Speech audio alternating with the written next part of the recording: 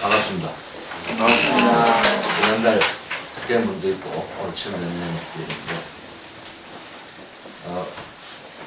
날씨가 이렇게 많이 진짜 추워지고 있습니다. 오늘 조금 푹한 편이지만은 아직까지는 이쪽에서 생활이 마치 객지 생활처럼 이렇게 생각이 드실 분들이 계실 텐데 저도 객지 생활을 잘 되지 않았지만 제일 편할 때 건강이 양보돼 먹는다고 건강할 때 알려주시고 건강은 제가 나눠드리는 다른 내용은 어제 제가 학교에서 강의를 했는데 근데 왜 이 내용을 오늘 여러분과 같이 한번 다시 공부를 하려고 하는데요. 자, 아시는 것처럼 그제 그리고 어제 우리 한국에서는 대단히 중요한 국제회의가 열렸습니다. 여기가 G20, G20라고 하는 중요한 회의가 열렸는데 이 회의가 전 세계 지도자들이 주요 지도자들이 자리를 함께 것이고 또 대한민국 서울에서 열렸고 또 이 회의가 전 세계 경제 문제를 함께 고민해보자는 그런 세계적인 주체에 따라서 이루어진 것이기 때문에 우리나라뿐만 아니라 많은 나라에서도 큰 관심을 끌어옵니다. 결국은 어제 이야기도 그저께 이야기도 논의된 것이 환율 문제입니다. 국제경제에서 환율이 제대로 작동되지 않다 보니까 혹은 또 제대로 배분되지 않다 보니까 국가와 국가 간의 경제적인 대립, 이해 대립이 많이 생겼습니다. 그래서 이런 문제를 해결하고 있습니다.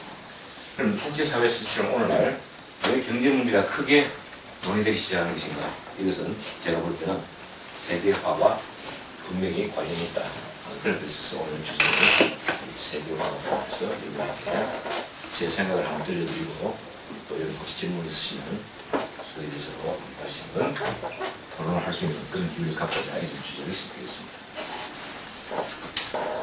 세계화라는 표현은 우리 곧잘 쓰고 있습니다만 사실은 어떻게 보면 징기스칸이 중원 대륙을 석권하고 유럽을 장악하던 그 시절부터 세계화는 있어 왔다 이렇게 이야기도 과언이 아닌 것 같습니다. 대체로 이 세계화는 나라의 안전과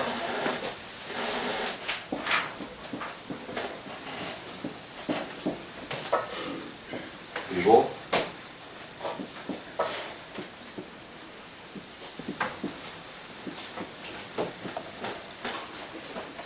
먹거리를 해결하는 경제 문제, 금융 문제 이런 것과 직결되어 있습니다. 그러니까 나라를 지키고 국민들에게 먹거리를 충분히 제공하는 것이 그 나라 지도자들의 한결같은 소망이었습니다. 징기스칸도 그래서 꿈이 좀 더 컸었죠. 징기스칸은 조그만 몽골 지역을 떠나서 전 세계적으로 이렇게 안전을 더 지키기 위한 노력을 해왔고 또 생산, 소비를 많이 하기 위해서 경제적인 여유를 갖기 위해서 끊임없이 정복의 길을 나섰습니다.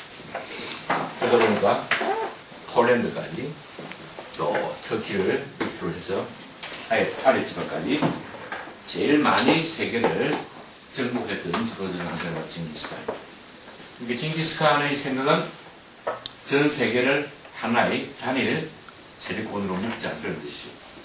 안전을 위해서도 그렇고 또 번영, 경제를 위해서도. 그래서 징기스칸은 스피드를 강조했습니다. 기동력을 강조했습니다. 소위 여러분이 알고 계시는 것처럼 IT 기술 분야에서 특히 그 컴퓨터 그리고 인터넷 발전을 통해서 노마드라는 표현을 많이 쓰고 있는 거고요. 전 세계를 한꺼번에 일시에 정복하고 그걸 하나의 단일 체제로 묶어내겠다는 그와 같은 꿈이 저희 징기스칸의 세계화였습니다. 그래서 세계화는 보통 안전 그리고 이 세이프티를 위해서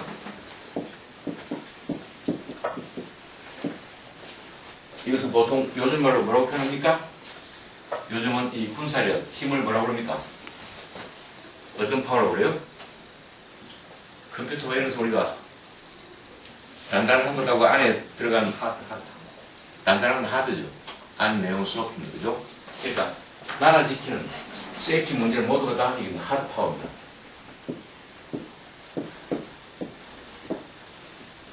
그런데 먹거리 문제, 경제 문제, 국민들의 동의 정진을 위해서는 이것은 세이프티라고도 프로스페리티라고 이야기하고요. 프로스페리티는 하드가 아니고 소프트입니다.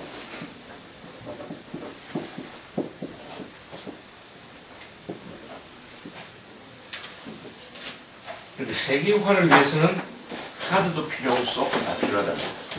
하드 파워를 가지고 있고 소프트 파워를 가지고 있으면 전 세계를 지배할 수 있습니다.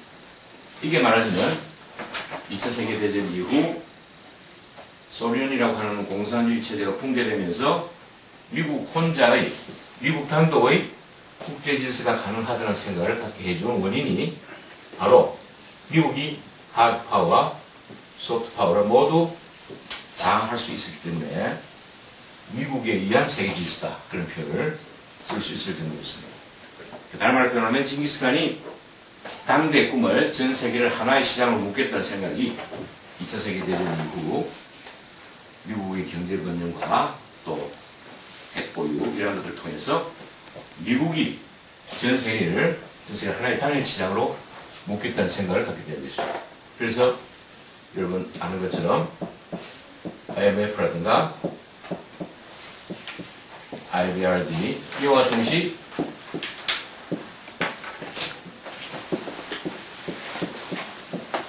브레튼 우즈 체를 통해서 만들어진 것이죠. IMF, 국제통화기금, IBRD, 세계은행입니다. 그러니까 달러를 중심으로 하는 국제 경제 질서를 미국이 계속 장악하겠다는 그런 뜻이거든요. 이게 바로 브레튼 우즈 체제입니다. 브레튼 우즈 체제. 세계 자본주의 질서가 정착을 하는 데 있어서 큰 영향을 주었던 것이 바로 브레튼 체제다. 브레튼 우즈 체제다. 이건 이제 미국식의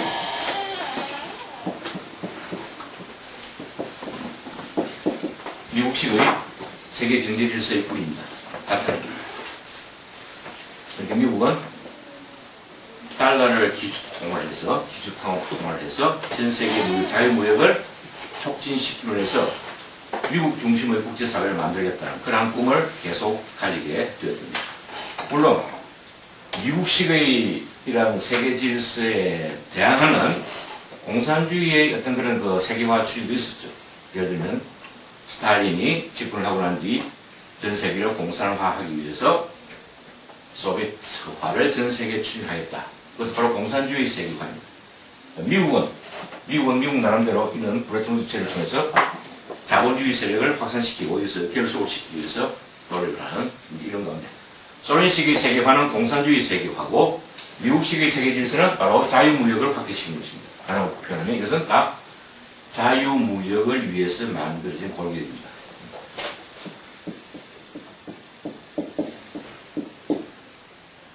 이 무슨 꼭 경제학 강의를 쓴다면 그게 아니고 세계화를 설명하려면 틀림없이 경제에 관한 것들을 언급해야 되기 때문에 잠시 이렇게 짚고 넘어갑니다. 그러니까 소련식은 소비티제이션 혹은 스탈리니제이션 공산주의를 전 세계에 확산시키는 것이라면 미국식의 세계 체제는 바로 자유무역을 전 세계에 확산시키기 위해서 경제적인 부를 확대해 나가는 것이 바로 미국식의 세계 질서의 기본 방향을 보입니다. 그러다 보니까 2차 세계대전 이후 미국과 소련이 한때 냉전 체제 하에서 경쟁을 벌였지만은 70년대, 80년대 그치면서 소련이 변하기 시작합니다. 그래서 80년대 중반에 오게 되면 고르바초프라는 인물이 나와가지고 소련의 체제 변화를 추구하게 되고 결국은 1990년대 들어오게 되면 소련이 해체되고 동유럽의 나라들이 공산당 깃발을 내리게 됩니다. 그러니까 미국 중심의 그런 자유무역 체제가 보다 본격적으로 적극적으로 추진될 수 있는 그런 시대를 맞게 되는 것이죠. 이게 바로 이제 미국이 추구하는 WTO를 만들어내는 과정과 연결됩니다. 세계 자유무역기구, 세계무역기구. 그러니까 자유롭게 무역을 하게 되면 모든 나라들이 이익을 얻는다. 그러니까 자유무역을 하기 위해서는 무역에 관해서 장벽을 철폐하자. 이런 것이 바로 세계화를 추진하고자 하는 사람들의 주요 논리입니다. 그래서 이제 여기서 여러분에게 나눠준 내용을 중심으로 다시 이야기를 좀 정리해 나가겠습니다. 그래서 세계화라는 것은 무엇이냐? 글로벌리제이션은 전 세계를 하나의 단일 시장으로 묶는 겁니다. 단일 체제로 묶는 겁니다. 글로벌리제이션, 세계화, 지구화. 그죠? 그런 표현을 쓰고.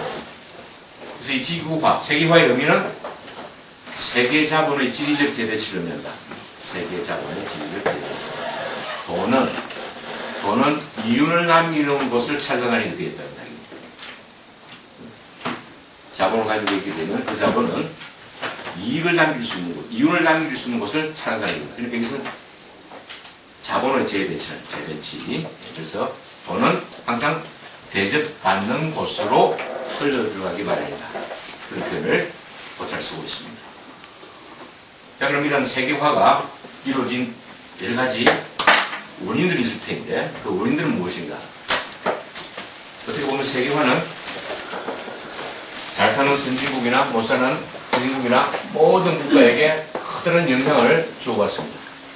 또 많은 정부들이 좋든 싫든 달러가 기축통화가 되고 있는 국제 경제 질서에서 미국식의 경영 방식, 미국식의 경제 정책을 받아들일 수밖에 없는 그런 상황이 되기 때문에 이 세계화라고 하는 것은 아주 빠른 속도로 전 세계에 전파가 되고 전달이 된 셈이죠.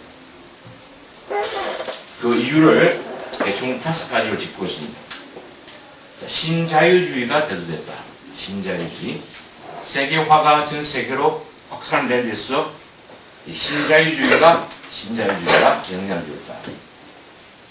우리가 보통 자유주의라고 할 때는 자유주의, 그것은 자유경쟁을 의미합니다. 무역에 있어서, 상품 교역에 있어서 자유경쟁을 하게 되면 이윤이 더 많이 생겨난다는 얘기죠. 누구의 간섭이나 누구의 어떤 개입보다도 자유롭게 생산이 되고 자유롭게 소비되는 과정이 광범위하게 허용되면 거기에 분명히 경제적인 부이익이라고 하는 것이 크게 창출된다는 그런 뜻인데요. 여기서 신자유주의라는 이야기는 단지 생산과 상품 교육뿐만 아니라 이것이 전 세계적으로 모든 지역이 무역에 관한 어떤 형태로든 개입이나 간섭이나 장벽이나 이런 것이 없어야 한다는 그런 뜻입니다. 그래서 이 내용들이 대체로 10가지로 이렇게 나눠지는데 자유경쟁을 실현하는 것부터 시작해가지고 효율성을 극대화시키고 이윤을 극대화시키고 또 시장 원리가 준수되고 이게 전부 다 우리가 생활하고 있는 생활에서 엿볼 수 있는 그런 것들입니다. 즉 자본주의 생활 속에서 다 묻혀져 있는 것들이거든요. 여러분들이 말을 이렇게 표현했을 뿐이지 실제 우리가 아침에 자고 일어나서 TV를 보고 신문을 보고 차를 타고 직장에 가고 혹은 또 오늘 여기 올 때까지도 이런 것들이 다 여러분 생활 속에 다 묻혀있는 내용들입니다. 자세히 보시면. 그러니까 자본주의 질서에서 엿볼 수 있는 가장 보편적인 것들이 바로 신자유주의의 문결이고 그것이 이런 내용을 이룬다는 그런 것이에요. 핵심적인 게 뭐냐? 어쨌든 상품이 교육되는데 상품이 거래되는 데서는 규제는 없애자. 간섭을 없애자. 그런 뜻에서 이루는 것이 바로 신자유주의의 특징입니다. 간섭을 없애면 더 많은 자유가 허용되고 더 많은 상품이, 더 많은 자본이, 더 많은 정보가 또 더 많은 문화가 이런 것들이 교류되기 때문에 거기서 더 많은 이익이 창출되기 때문에 생겨나기 때문에 자유무역이 많아지면 많아질수록 좋다는 것이 바로 신자유주의 특징입니다. 그래서 모든 국가는 가능하면 그 국가 안에서 가지고 있는 규제 또 뭘 억제하고 개입하고 간섭하는 이런 모습을 없애라는 그런 이야기죠. 이제 신자유주의 이념적인 내용입니다. 두 번째, 최첨단 정보통신 기술이 발달이다. 정보통신 기술이 발달한 것과 자유화가 무슨 관계가 있느냐?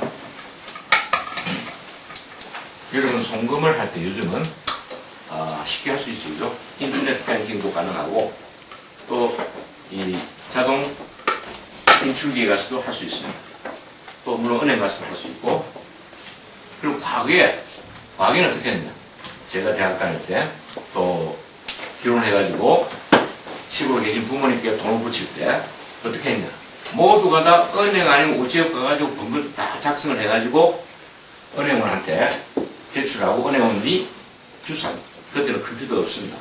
전자계산기도 없었고 주산 아시죠? 네. 주산을 통해서 일일이 다 확인하고, 그래서 일단 돈을 붙이게 되면 그날 하루에 돈이 서울에서 부산까지 이렇게 들어갈 수가 없습니다. 그것은 그 다음날, 반드시 그 다음날 하루 지나야만이 다시 확인해가지고 돈을 꺼내고 받았으면 이런 형태입니다. 그런데 지금은 얼마나 빠릅니까? 지금은 엄청나게 많은 양의 자본도 불과 몇 초 만에 이전이 가능하죠, 그죠? 또 제가 지난달에 조카 이야기를 한번 했습니다만, 조카가 북한에 있는 부모님께 또 조카에게 돈을 보내는데 중국에 있는 그 브로커를 통해 가지고 핸드폰 하나로 연락해버리면 금방금방 북한까지 연락이 돼가지고 돈을 받았다는 연락이 금방 오는 그런 시스템이 되어 있습니다. 한국과 북한과의 관계도 그 정도로 이 정보통신 기술이 그 발달의 정도가 그렇게 빨리 전달되는데, 하물며 남북한이 아닌 다른 지역과의 관계는 엄청나게 더 빨리 전달될 수 있겠죠. 우리는 북한에서 돈을 보내려면 중국이라는 또 하나의 이렇게 삼각해서 해야 되는 거죠. 그러나 한국이 미국이나 영국을 보낼 때 이것은 아무 중지자가 필요 없습니다. 바로바로 보낼 수 있죠, 그죠? 그런 측면에서 정보통신 기술 발달이라고 하는 것은 전 세계를 하나로 묶는데 크게 기여했다는 겁니다. 이뿐만 아닙니다. 여러분, 한국에 있으면 한류를 잘 모르죠. 한국에서 한류를 알 수가 없습니다. 그래, 그 당직을 다녀온 사람의 경우에는 한국 문화가 이처럼 이웃 국가들에 큰 영향을 주고 있다는 것을 느낄 수 있는데, 한류가 결국 뭡니까? 한류가 옛날에 한국의 사절단이 혹은 가수나 배우들이 외국 가가지고 활동을 하게 되면 옛날에는 배를 타거나 조금 발달하게 되면 비행기를 타고 가가지고요. 그래서 여기서 이 활동한 것이 바로 전송되기 이전에는 여기서 다 찍어가지고 녹화를 해가지고 다시 한국 와가지고 이를 방문을 합니다. 그죠? 그럼 지금 어떻습니까? 바로 현장에서 바로 연결되죠. 위성을 타고 전 세계로 다시 방영이 되고 있습니다. 그렇게 해서 말하자면 매스미디어의 발달, 또 한국이라는 이미지의 흐름, 그죠? 이런 여러 가지 복합적인 요인들이 바로 전 세계를 하나의 가정처럼 그렇게 생활할 수 있도록 만들고 있다. 그런 시스템이 발달하고 있다는 사실은 전 지구의 한 가족과, 전 지구가 하나의 가족으로서 생활할 수 있는 그런 범위를 축소시키는 그런 역할을 해왔습니다. 첫 번째, WTO 체제의 출범. World Trade Organization, WTO. 역시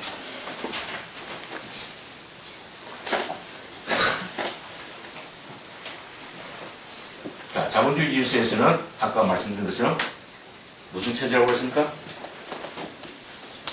관심이 없더라도 오늘 수업 듣는 만큼은 좀 기억해 주십시오. 여러분 태도 보니까 별로 제 마음에 안 드는 사람이 많은데, 어려운 시간 내가 이럴 때 왔을 때는 한마디 듣고 가면 좋죠. 여기 한국에 와가지고 좀 더 잘 살기 위해서 이런 노력하는 모습을 나는 굉장히 좀 같이 동참해보고, 그래서 여러분에게 뭔가 도움이 되어서 좋겠다 싶어서 왔는데 전혀 딴짓하고 있고, 좋은 사람도 있고, 이게 다 자유입니다. 그래서 대한민국이 좋은 겁니다.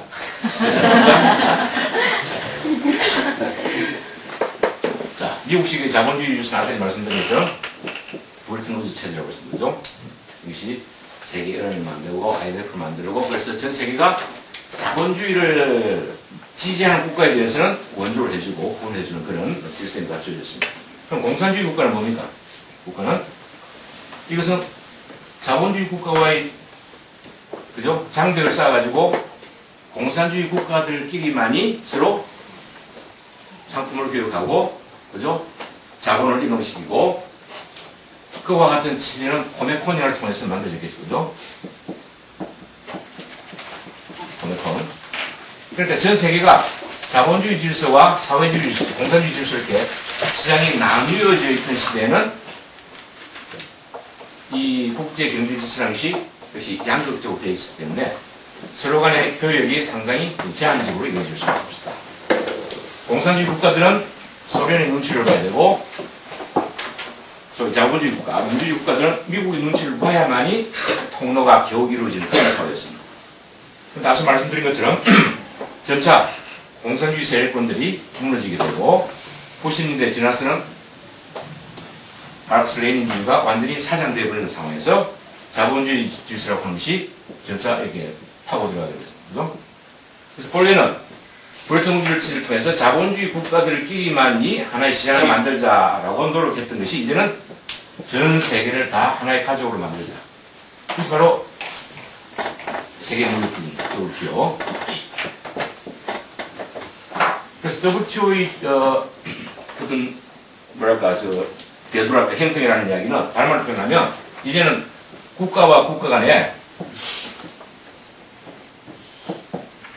경제적인 주권 의미가 없었다는 이야기. 모든 국가는 주권을 가지고 있지만은 경제 주권을 가지고 있습니다만 WTO가 출범함과 동시에 모든 국가들이 가지고 있는 경제적인 주권은 이제 우리가 포기를 하죠. 모든 국가들이 다방면을 거쳐서 어떤 규제도 받지 않고 서로 교육을 하게 됨으로써 전 세계의 부가 증가된다. 그러니까 이것은 선진국뿐만 아니라 또 이 중진국뿐만 아니라 제3세계 혹은 개발도상국, 그죠? 배도국이죠? 이 국가들이 모두가 다 서로 이익을 누릴 수 있는, 상호 윈윈 할 수 있는 이런 국제 경제 질서가 된다라고 하는 것이 바로 WTO의 주장이었고, 그런 취지 아래서 WTO가 전 세계를 묶는 하나의 경제 시장으로서의 역할을 할 것이다. 그런 기대감 속에서 출범을 하게 된 것입니다. 물론 이 WTO가 모든 국가들에게 다시 말씀드리면 조금 전에 이야기 드린 것처럼 이런 국가들 모두에게 다 똑같은 정도의 경제적 이익을 혜택을 준 것은 아니지만 적어도 WTO에 가입을 하게 되면 못 사는 나라들의 경우에는 선진국에서 배려를 할 수 있는 기회가 많고 또 못 사는 나라들은 선진국도 좀 더 쉽게 우위를 얻을 수 있을 것이라는 기대감이 WTO를 촉진시키는 큰 하나의 운동력으로 작용을 했습니다. 만들 당시에는 어쨌든 이 WTO에 보면 여기서는 내국민이든 외국민들 간에 서로 이 체국 대우 조치를 얻을 수 있는 모든 사람들에게 가장 최선의 대우를 해줌으로 인해서 더 많은 이익을 서로 만들어내고 그것을 누릴 수 있다는 그런 생각들이 세계 경제를 통합시키는 전 세계가 하나의 경제권으로 만들어지는 그러한 형태로서 존재하는 것이 바로 WTO, 이것이 바로 아까 얘기했던 세계화를 촉진시키는 또 큰 역할을 하게 됐습니다. 따라서 WTO의 조직이라는 것은 기록은 미국의 주도에 의한 세계 경제 질서의 구축이라는 과거의 전통적인 것과 맥을 같이 합니다. 미국 주도에 의한 세계 경제 질서 이과 맥을 같이 하는 것이다. 여러분들은 북한에서 있을 때 뭐 우루과이 라운드라 이런 표현을 들어보셨어요 혹시? 우루과이 라운드가 무엇이며 북한에 있을 때 들어봤어요? 못 들어봤죠. 그러니까 미국이 WTO 같은 것을 만들기 위해서 1980년대 중반부터 많은 노력을 기울였습니다. 전 세계에 자본주의 강력한 국가들이 모여서 회의를 거듭하면서 달러화를 전 세계 기본 통화로 삼고 많은 국가들이 규제 없는 경제 정책, 규제 없는 무역 정책을 추진함으로써 이익을 더 많이 누릴 수 있다는 것을 미국이 스스로 강조함과 동시에 미국이 이와 같은 정책을 위해서 노력을 하겠다는 것이 1980년 중반부터 나온 것인데 이것이 95년도에 가서 약 10년 만에 빚을 봉쇄할 WTO입니다. 그 이후에 WTO 가입을 위해서 많은 나라들이 노력했는데 특히 사회주의 국가 중국이 여기에 가입을 하려고 할 때 미국이 견제를 했습니다. 너희는 아예 들어올 자격이 없다. 왜? 미국 달러화가 전 세계 기본 통화 정책으로서 자리를 잡아야 되는데 중국의 거대 시장이 열리게 되면 중국의 유엔화가 유엔화, 일본은 엔화고 중국은 유엔화가 결국은 US 달러에 대해서 도전할 수 있는 기회가 생길 뿐만 아니라 중국이 미국이 원하는 만큼 시장 개방을 하지 않고 있기 때문에 그런 조건이 갖추지 않은 상태에서 WTO 가입은 불가능하다. 몇 년째 미국이 퇴출을 했습니다. 그래도 중국은 끝까지 WTO 가입하겠다. 왜? WTO 가입이라는 것은 결국은 중국이 이 두 가지를 할 수 있는 대단히 중요한 대목이었기 때문에 이 두 가지를 추구할 수 있는 가치가 있다고 생각하기 때문에 중국은 해마다 미국에 대해서 특히 또 다른 나라에 대해서 우리도 WTO 가입을 할 수 있는 자격을 갖췄으니까 도움을 달라. 몇 년째 계속 거부를 당했죠. 비토를 당했습니다. 그만큼 중국도 그 당시 1990년대 중반 이후로 생각할 때 야, WTO 가입이라고 하는 것은 결국은 세계적으로 큰 강대국이 되는 조건이다. 정치, 안보, 군사적으로도 세이프를 누릴 뿐만 아니라 이 번영, 특히 중국은 이렇게 하는 것처럼 4개 현대화 정책을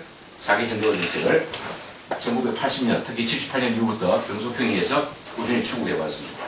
그 결과가 오늘날 이렇게 번영을 누리게 되는 계기가 되었지만 어쨌든 이 경제 발전에 관한 중국 지도자들의 그 염원, 이것은 굉장히 지루한 것이었다. 4개 현대화, 농업, 공업, 목방과학기술, 농업, 공업, 과학기술, 농업, 공업, 그걸 다 문제되는 거죠, 그죠? 농업, 공업, 국방, 과학기술. 그러니까 한쪽은 국가의 안전보장을 확보해주고 한쪽은 경제적인 번영을 약속해주는 이 두 가지를 두 마리 고기를 다 잡기 위해서 중국도 적극적으로 노력해왔던 결과 미국이 결국은 모든 무역 질서에 대한 세계 표준을 중국이 지킨다는 전제하에 중국의 가입을 허용해 준 것입니다. 그래서 중국이 오늘 WTO 회원이 되었고 중국이 누리는 이익은 엄청나게 많습니다. 지금 중국은 세계 각국과 문의해가지고 2조 6천억 달러의 외환 보유를 가지고 있습니다. 미국 달러만, US 달러만 2조 6천억 달러를 가지고 있습니다. 미국 돈만 그렇다니까요. 미국 돈만. 그러니까 EU에서 통용되는 화폐가 뭐죠? 유로가. 또 요즘은 중국이 한국의 화폐도 사고 있습니다. 왜 시비를 우리가 하게 되면 중국이 한국을 믿기 때문에 이만큼 믿어서 우리가 사주는 거 왜 말이 많은데 이런 식이에요. 네? 그만큼 중국은 전 세계 주요 화폐를 지금 사들이고 있습니다. 이것이 바로 중국이 향후에 전 세계적으로 이 두 가지를 확실하게 잡을 때 또 세계화의 주요로서 중국이 앞서갈 수 있는 기회가 생길 수 있겠죠. 가능성이 있습니다.